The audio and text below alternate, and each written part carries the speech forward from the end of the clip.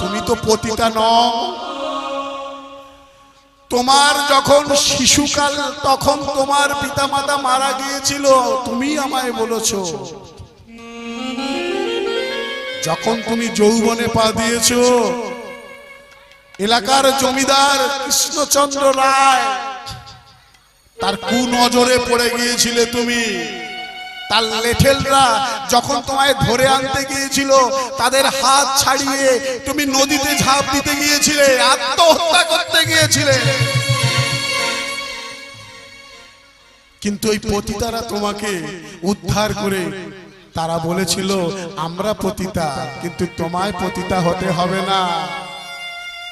তুমি আমাদের পতিতালয়ে যে রাধা গোবিন্দের মন্দির আছে, সেই মন্দিরটা সেবা করো, রাধা গোবিন্দকে সেবা করবে। আমাদের যদি এক মুঠো খাওয়া হয়, তোমারও অন্ন জুটে যাবে।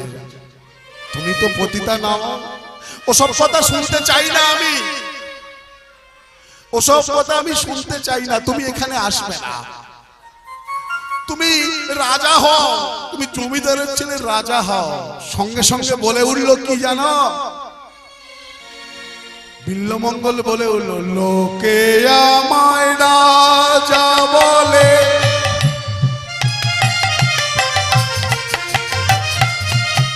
বলতে পারো তুমি, বলতে পারো চিন্তামণি, কোনদিন আমি তোমার দিকে কামনার চোখে তাকিয়েছি?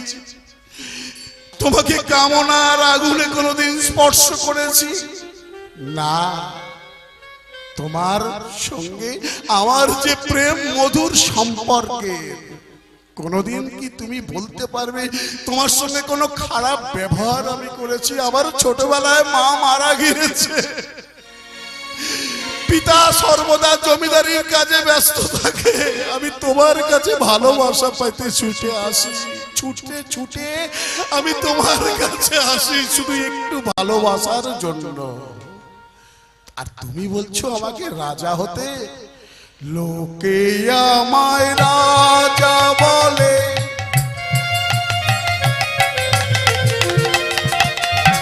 আমার মনের রাজা শ্রী হরি।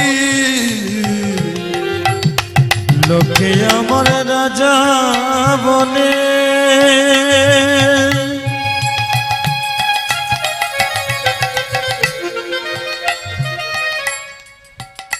আমার মনে রাজা শ্রী হরি।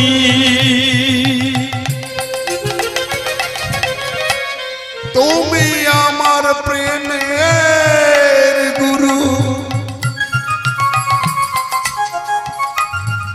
আমার ভব পারের কান্ডারি।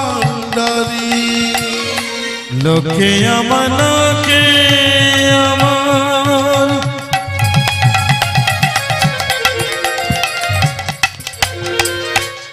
রাজা বলে,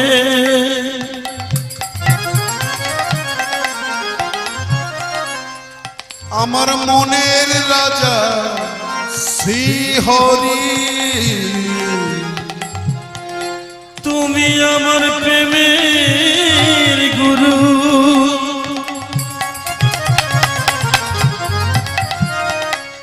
ভব পারের কান্ডারি। তুমি আমার প্রেমের গুরু,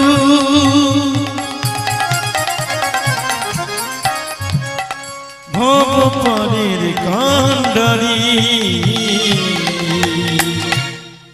শোনো, স্বয়ং রাধারানীকে সবাই কলঙ্কিনী বলতো।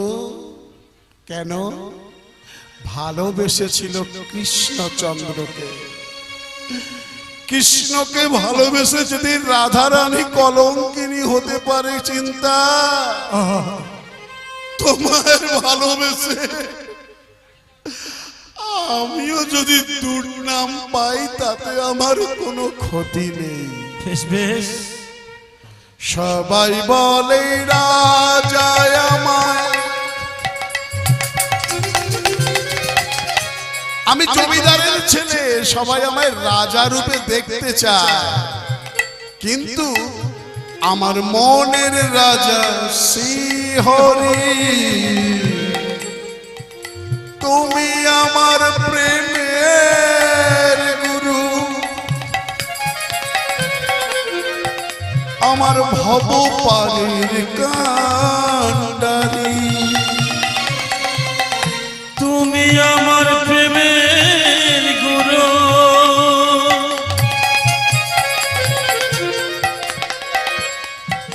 আমার ভবপারের কান্ডারি।